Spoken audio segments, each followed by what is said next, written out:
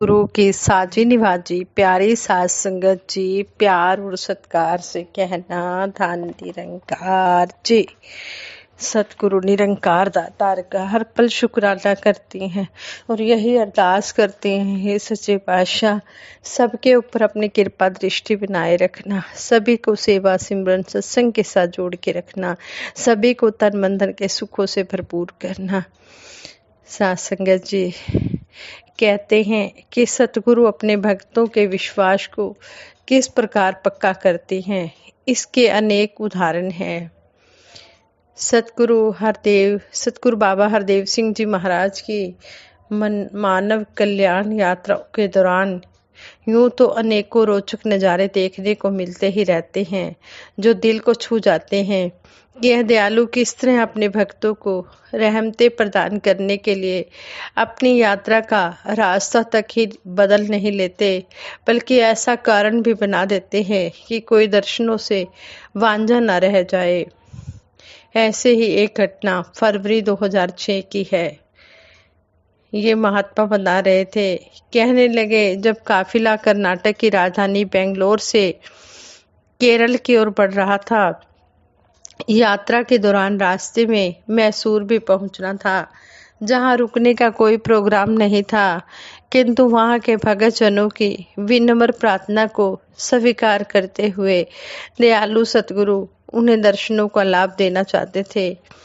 काफिला जैसे ही मैसूर में प्रवेश हुआ, गुरुदेव ने पूछना शुरू कर दिया कि मैसूर वाले महापुरुष किस स्थान पर खड़े हैं।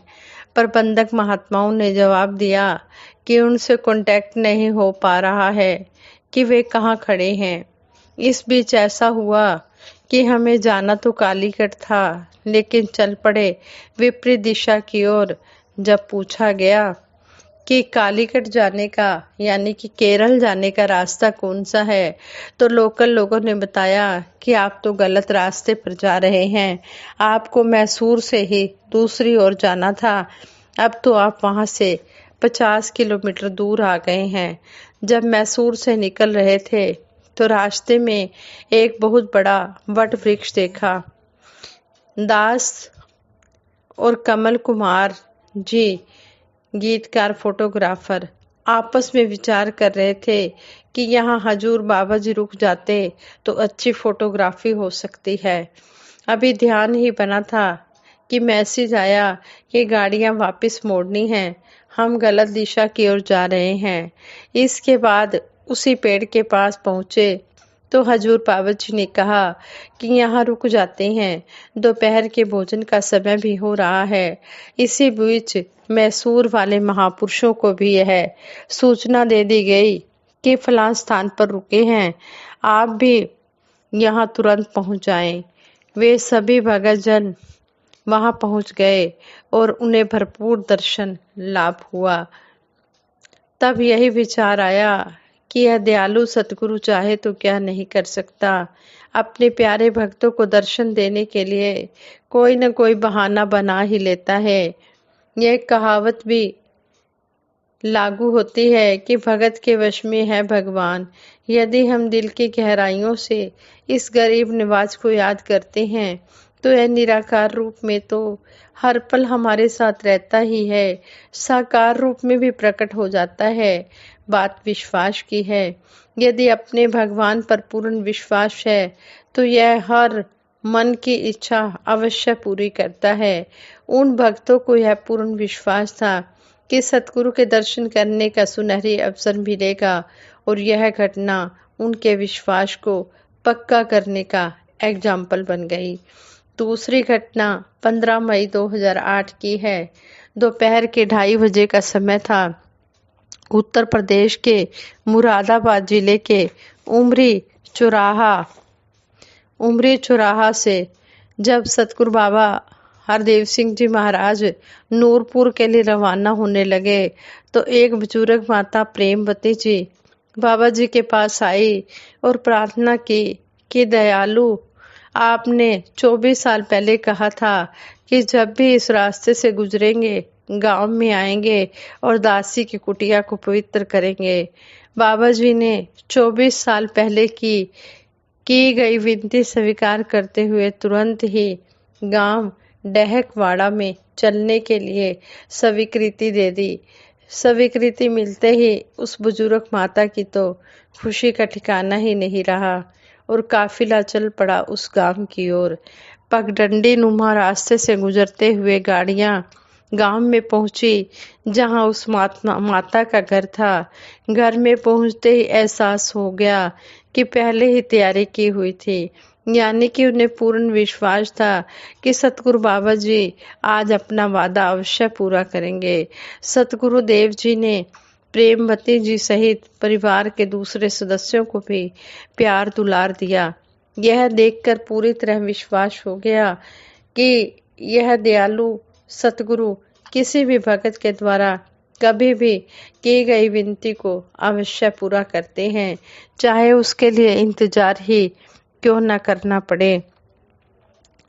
चाहे उसके लिए इंतजार ही क्यों न करना पड़े। वास्तव में यह स्वरूप दिव्य विभूति का अनोखा होता है जब यह ऐसे ऐसे दृश्य दिखाते हैं। आदिकाल से ही सतगुरु को पूज्य माना गया है। सतगुरु वह दिव्य आत्मा है जो दुर्गुण रूपी कलुषित भयानक कठिनाइयों कठिन परिस्थितियों से हमें मुक्ति दिलाकर ज्ञान रूपी ज्योति से हमारे हृदय को प्रकाशित करता है। गुरु ही हमारे पथ प्रदर्शक हैं। गुरु ही हमारी अंतर आत्मा में बसे परमात्मा हैं। गुरु ही हमारे स्वच्छ व सौम्य विवेक है। हमारे धर्म ग्रंथों और पुराणों में बार बार गुरु की महिमा गाई गई है। धर्म कार्यों में के शुरू में भी गुरु वंदना को ही उच्चारित किया जाता है। गुरु ब्रह्मा गुरु विष्णु गुरु देवो महेश्वरा गुरु साक्षात पार ब्रह्म तस्मै श्री गुरुवे नमः। ऐसे साक्षात पार ब्रह्म सतगुरु को मैं बार बार नमस्कार करता हूँ। भगत यही कहता है कि ज्ञानता रूपी अंधकार में मेरा जन्म हुआ, परंतु करुणा निधान मेरे सतगुरु ने ज्ञान के सलाई देकर मेरे आंखों को खोल दिया। इसलिए हम अपने गुरुदेव की सादर वंदना करते हैं।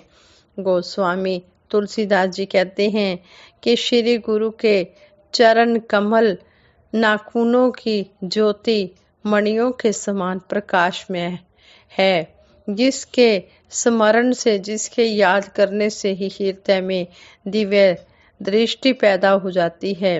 गुरु का महत्व स्वीकारते हुए संत कबीर जी ने कहा है, हरि रूठे गुरु ठोर है, गुरु रूठे नहीं ठोर।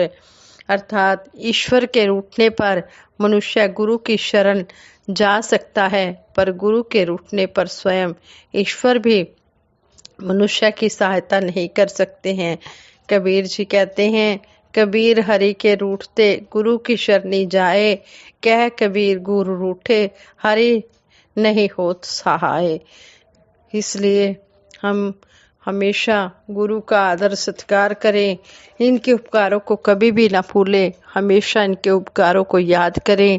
एहसान जो कीते पूरे सतगुरु बदला नहीं चुका सकता, कहे अवतार गुरु दा कर्जा जन्म जन्म नहीं ला सकता। हम गुरु का कर्जा जन्म जन्म नहीं उतार सकते। सात समुद्र की मसी करूं गुरु गुण लिखा न जाए, सब धरती कागज करूं लेख निबन सब राय। गुरु के गुण बेअंत हैं, इनकी महिमा का वर्णन नहीं किया जा सकता है। गुरु गोबिंदो खड़े काके लागू पाए, बलिहारे गुरु अपने जिन गोबिंदियों मिलाए। मेरे सामने गुरु परमात्मा दोनों खड़े हैं। सबसे पहले मैं किनके चरणों में प्रणाम करूं? सबसे पहले मैं अपने गुरु के चरणों में प्रणाम करूंगा, जिन्होंने मुझे इस सारे परमात्मा निरंकार से मिलाया है। सतगुरु सच्चे पातशाह जिस तरह आपने जोड़ा है, इसी तरह अंतिम श्वासों तक अपने चरणों से जोड़ के रखना। इसी तरह हम आप जी के चरणों में जुड़े रहे। गुरु के बिना गत नहीं, शाह बिना पत नहीं। गुरु के बिना ये ब्रह्म ज्ञान मिल ही नहीं सकता है।